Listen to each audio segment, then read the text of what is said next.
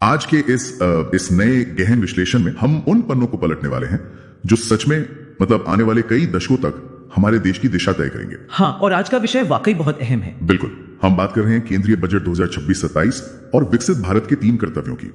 और शुरुआत में ही मैं एक बात साफ कर दूं कि ये कोई आम बजट नहीं है ना? एकदम सही। वित्त मंत्री निर्मला सीतारमण द्वारा पेश किया गया 53.5 लाख करोड़ रुपए का ये महाबजट पहली बार नए कर्तव्य भवन में तैयार हुआ है। जी, और जब मैंने भी इसके दस्तावेज देखे तो मुझे लगा कि ये सिर्फ आय और व्यय की कोई आम बैलेंस शीट नहीं है। हाँ, मुझे भी यही लगा। ये देश को आगे ले जाने वाले 3 कर्तव्यों पर आधारित एक बहुत ही महत्वाकांक्षी ब्लूप्रिंट है। हमारा मकसद सिर्फ ये समझना है कि इन नीतियों का अर्थशास्त्र क्या कहता है।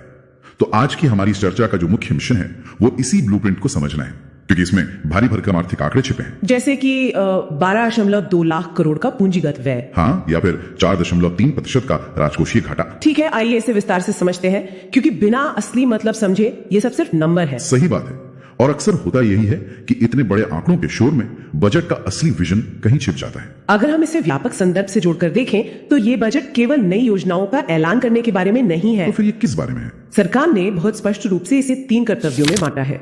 पहला, अर्थव्यवस्था के इंजन को रफ्तार देना। दूसरा मानव संसाधन यानी लोगों की क्षमता बढ़ाना। और तीसरा ये सुनिश्चित करना कि इस तरक्की में समाज का कोई भी तबका पीछे ना छूटे, यानी समावेशी विकास।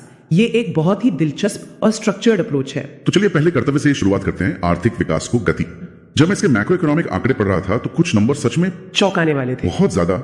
36.5 लाख करोड़ की गैर ऋण प्राप्तियां मतलब नॉन डेप्ट रिसीट्स और 17.2 लाख करोड़ की बाजार उधारी। बिल्कुल। और सबसे बड़ी बात, राजकोषीय घाटा 4.3% पर रखा गया है। मैं इसे इस तरह से समझ रहा हूं जैसे अगर कोई परिवार 100 रुपए कमाता है तो वो 104 रुपए और 30 पैसे खर्च कर रहा है। ये तुलना काफी हद तक सही है। तो मेरा सवाल ये है कि क्या एक बढ़ती हुई अर्थव्यवस्था के लिए उधार लेकर खर्च करने का ये स्तर सुरक्षित है? देखिए, परिवार वाले उदाहरण को ही लें तो सवाल ये उठता है कि वो अतिरिक्त 4 रुपए 30 पैसे कहाँ खर्च हो रहा है। अगर वो पैसा रोजमर्रा के खर्चों या राशन में जा रहा है तो वो खतरे की घंटी है। हाँ, क्योंकि उससे कोई नया पैसा तो बन नहीं रहा। बिल्कुल, लेकिन अगर वो पैसा कोई दुकान खरीदने या बच्चों की उच्च शिक्षा पर खर्च हो रहा है, यानी भविष्य की कमाई का जरिया बनाने में, तो वो एक स्मार्ट निवेश है। सरकार का 4.3% का घाटा भी इसी रणनीति का हिस्सा है। तो आप कह रहे हैं कि ये पैसा भविष्य के लिए निवेश हो रहा है? जी, इस अतिरिक्त पैसे का एक बहुत बड़ा हिस्सा 12.2 लाख करोड़ रुपए के पूंजीगत व्यय यानी कैपेक्स में जा रहा है। कैपेक्स का सीधा मतलब है देश में नई संपत्तियां बनाना, सड़कें, पुल, रेलवे लाइनें या पावर प्लांट्स, जो आने वाले 50 सालों तक रिटर्न देंगे। एकदम सही। इसका मतलब ये पैसा सीधे तौर पर जमीन पर इंफ्रास्ट्रक्चर के रूप में दिखेगा। और इंफ्रास्ट्रक्चर से मुझे याद आया, 7 नए हाई स्पीड रेल कॉरिडोर की घोषणा। हाँ, ये एक बहुत बड़ा कदम है। मुंबई, पुणे, दिल्ली, वाराणसी, चेन्नई, बेंगलुरु, ये लिस्ट काफी लंबी है।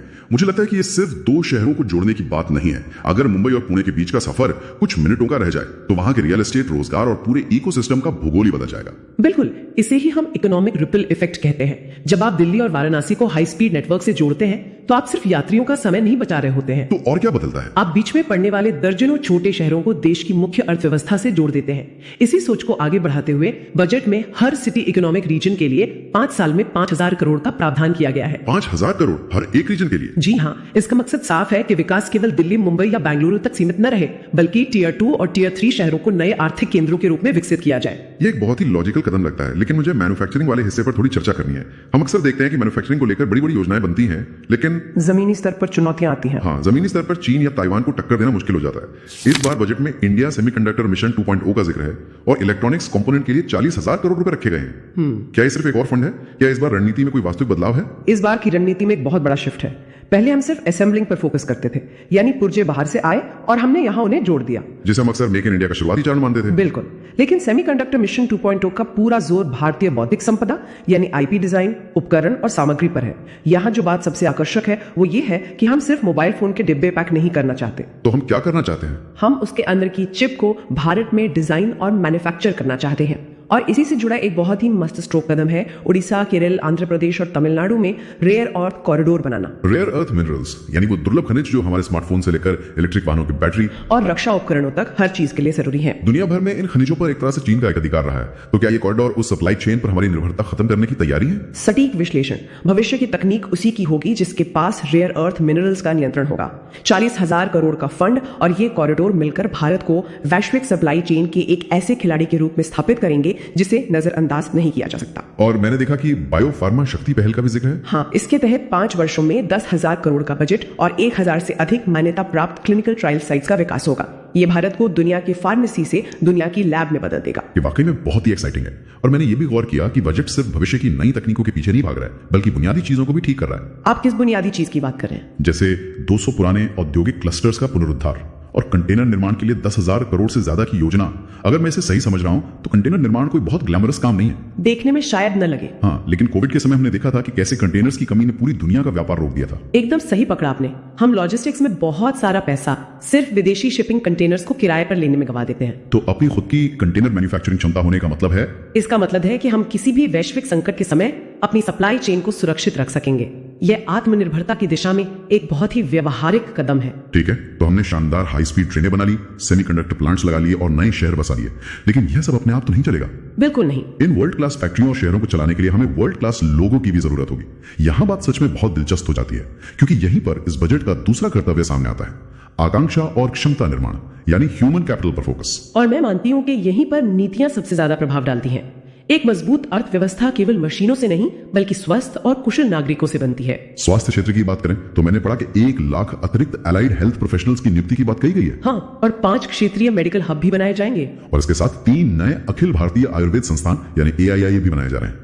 ये मुझे बहुत दिलचस्प लगा कि आधुनिक चिकित्सा के साथ साथ पारंपरिक चिकित्सा को भी main stream health care system का हिस्सा बनाया जा रहा है। ये एक बहुत ही संतुलित अप्रोच है। लेकिन स्वास्थ्य के अलावा जो चीज मुझे सबसे ज्यादा इंप्रेस कर गई वो है शिक्षा और कौशल से जुड़ा हिस्सा। हर जिले में एक बालिका छात्रावास और 5 यूनिवर्सिटी टाउनशिप। देखिए, इस बालिका छात्रावास वाली योजना को केवल एक सामाजिक कल्याण के चश्मे से नहीं देखना चाहिए। तो इसे कैसे देखना चाहिए? ये विशुद्ध अर्थशास्त्र है। जब आप हर जिले में लड़कियों के लिए सुरक्षित आवास सुनिश्चित करते हैं तो आप सीधे तौर पर ड्रॉप आउट रेट कम करते हैं, जो अक्सर 10वीं या 12वीं के बाद बढ़ जाता है। बिल्कुल, और यही आगे चलकर महिला कार्यबल भागीदारी यानी फीमेल लेबर फोर्स पार्टिसिपेशन को बढ़ाता है। भारत के डेमोग्राफिक डिविडेंड का सही फायदा तभी मिलेगा जब आधी आबादी अर्थव्यवस्था में सक्रिय रूप से योगदान दे। ये नजरिया सच में बहुत स्पष्ट है और इसी से जुड़े कुछ और आंकड़े भी हैं जो पहली नजर में शायद बहुत बड़े ना लगे, लेकिन उनका असर बहुत गहरा है। जैसे पर्यटन के लिए 10,000 गाइडों की ट्रेनिंग और पशुपालन के लिए 20,000 से अधिक पशु चिकित्सकों की नियुक्ति। जब मैंने ये पढ़ा तो मैं सोच रहा था कि सेमीकंडक्टर और हाई स्पीड रेल की बातों के बीच 20,000 वेटनरी डॉक्टर्स का क्या काम। दरअसल यही वो नीतियां हैं जो जमीनी हकीकत को बदलती हैं। भारत में दुनिया की सबसे बड़ी पशुधन आबादी है। एक सीमांत या गरीब किसान के लिए उसकी एक गाय या भैंस ही उसकी सबसे बड़ी आर्थिक संपत्ति होती है। बात तो सही है। अगर वो जानवर बीमार पड़ता है तो किसान की पूरी महीने की कमाई खत्म हो जाती है।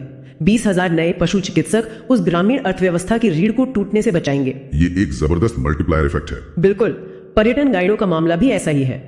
टूरिज्म एक ऐसा सेक्टर है जो सीधे तौर पर स्थानीय और तुरंत रोजगार पैदा करता है। ये सच में डॉट्स को कनेक्ट करने वाली बात है। और जब हम किसान और ग्रामीण अर्थव्यवस्था की बात कर ही रहे हैं तो ये हमें बजट के तीसरे कर्तव्य की तरफ ले जाता है, समावेशी विकास, यानी सबको साथ लेकर चलने वाली तरक्की। समावेशी विकास किसी भी विकसित देश की नींव होता है। कृषि के लिए 500 नए जलाशयों का निर्माण और नारियल, चंदन जैसी उच्च मूल्य वाली फसलों को बढ़ावा देना तो समझ में आता है, लेकिन मेरा ध्यान जिस चीज ने सबसे ज्यादा खींचा वो है भारत विस्तार AI टूल। खेतों में AI ये काम कैसे करेगा? इसे इस तरह से सोचिए, एक छोटे किसान को आमतौर पर यह नहीं पता होता कि किस समय कौन सी फसल बोनी चाहिए, मिट्टी की स्थिति क्या है या मौसम का सटीक पूर्वानुमान क्या है। हाँ, वो ज्यादातर पुराने तजुर्बे पर निर्भर होते हैं। बिल्कुल, लेकिन भारत विस्तार AI टूल इन सभी जटिल डेटा का विश्लेषण करके किसान को उसकी अपनी क्षेत्रीय भाषा में एकदम सटीक सलाह देगा। ये तकनीक के जरिए खेती के जोखिम को कम करने का एक बहुत ही शानदार प्रयास है। यानी तकनीक को वातानुकूलित कमरों से निकालकर सीधे खेतों की मिट्टी तक पहुंचाना। सही कहा। और समावेशी विकास के तहत स्वास्थ्य का एक ऐसा पहलू भी है जिसे हमारे समाज में अक्सर नजरअंदाज कर दिया जाता था। आप मानसिक स्वास्थ्य की बात कर रहे हैं? हाँ, मेंटल हेल्थ। उत्तर भारत में निम्हांस 2 की स्थापना और रांची व तेजपुर के संस्थानों को अपग्रेड करना। हम जानते हैं कि बेंगलुरु का निम्हांस मानसिक स्वास्थ्य के लिए गोल्ड स्टैंडर्ड है। उसे उत्तर भारत में लाना एक बहुत बड़ा भौगोलिक और ढांचागत शिफ्ट है। मानसिक स्वास्थ्य को शारीरिक स्वास्थ्य के बराबर तवज्जो देना एक बहुत ही मैच्योर पॉलिसी मेकिंग की निशानी है। एक बढ़ती हुई तेज रफ्तार अर्थव्यवस्था में तनाव और मानसिक समस्याएं भी तेजी से बढ़ती हैं। बिल्कुल, वर्क प्रेशर और अर्बनाइजेशन की वजह से इन संस्थानों का निर्माण इस बात की स्वीकारोक्ति है कि स्वस्थ भारत का मतलब केवल शारीरिक रूप से फिट होना नहीं है। इसके अलावा क्षेत्रीय संतुलन पर भी काफी जोर दिखा। पूर्वोदय योजना, ईस्ट कोस्ट इंडस्ट्रियल कॉरिडोर का विकास, 4,000 नई ई-बसें और बौद्ध सर्किट का निर्माण, ये सब ये सुनिश्चित करते हैं कि विकास का पहिया देश के हर कोने में पहुंचे। जी, पूर्वोत्तर और पूर्वी भारत को जोड़े बिना समग्र विकास संभव नहीं है। लेकिन अब उस मुद्दे पर आते हैं जिसका इंतजार हर मिडिल क्लास टैक्स पेयर करता है, टैक्स सुधार और ईज ऑफ लिविंग। तो इस सब का असल में क्या मतलब है? अप्रैल 2026 से लागू होने वाला ये नया आयकर अधिनियम 2025 आम आदमी के लिए क्या लेकर आया है? इस नए अधिनियम का मूल मंत्र है चीजों को आसान और मानवीय बनाना। इसके कुछ प्रावधान बहुत ही जन केंद्रित हैं। जैसे उदाहरण के लिए मोटर दुर्घटना दावा ब्याज को पूरी तरह से टैक्स फ्री कर दिया गया है। मुझे ये कदम बहुत ही संवेदनशील लगा। अगर कोई परिवार सड़क हादसे जैसी त्रासदी से गुजर रहा है तो उन्हें मिलने वाले मुआवजे के ब्याज पर टैक्स लगाना वैसे भी बहुत अमानवीय लगता था। ये बस एक बेसिक एम्पैथी है। इसके अलावा जो लोग विदेश यात्राओं पर जाते हैं उनके लिए टूर पैकेज पर TCS को घटाकर 2% कर दिया गया है। ये तो ट्रैवलर्स के लिए बड़ी राहत है। हाँ, और कस्टम ड्यूटी में भी कई बड़े बदलाव हैं। व्यक्तिगत उपयोग के सामान पर कस्टम ड्यूटी 20% से घटाकर 10% कर दी गई है। ये वो कदम है जो सीधे तौर पर आम आदमी की जेब और जिंदगी पर असर डालते हैं। और व्यापार को आसान बनाने के लिए सिंगल डिजिटल विंडो प्रणाली जैसी चीजें भी हैं ताकि उद्यमियों को सरकारी दफ्तरों के चक्कर न काटने पड़े। बिल्कुल, ईज ऑफ डूइंग बिजनेस को जमीनी स्तर पर लाना जरूरी है। तो अगर मैं इस पूरी चर्चा को समेटने की कोशिश करूं तो 2026-27 का ये बजट केवल अलग अलग योजनाओं का पुलिंदा नहीं है। नहीं, ये एक पूरा विजन है। ये एक ऐसा ताना बाना है जहां high speed rail, semiconductor mission, लड़कियों के लिए हॉस्टल, भारत विस्तार AI टूल और आसान टैक्स सिस्टम, ये सब आपस में जुड़कर उत्पादकता, जन आकांक्षाओं और समान अवसर के 3 कर्तव्यों को पूरा कर रहे हैं। आपकी समरी एकदम सटीक है। ये बजट साफ तौर पे ये संदेश देता है कि देश को वैश्विक अर्थव्यवस्था का लीडर बनना है, लेकिन इस शर्त पर कि समाज का कोई भी वर्ग इस विकास यात्रा में पीछे न छूट जाए।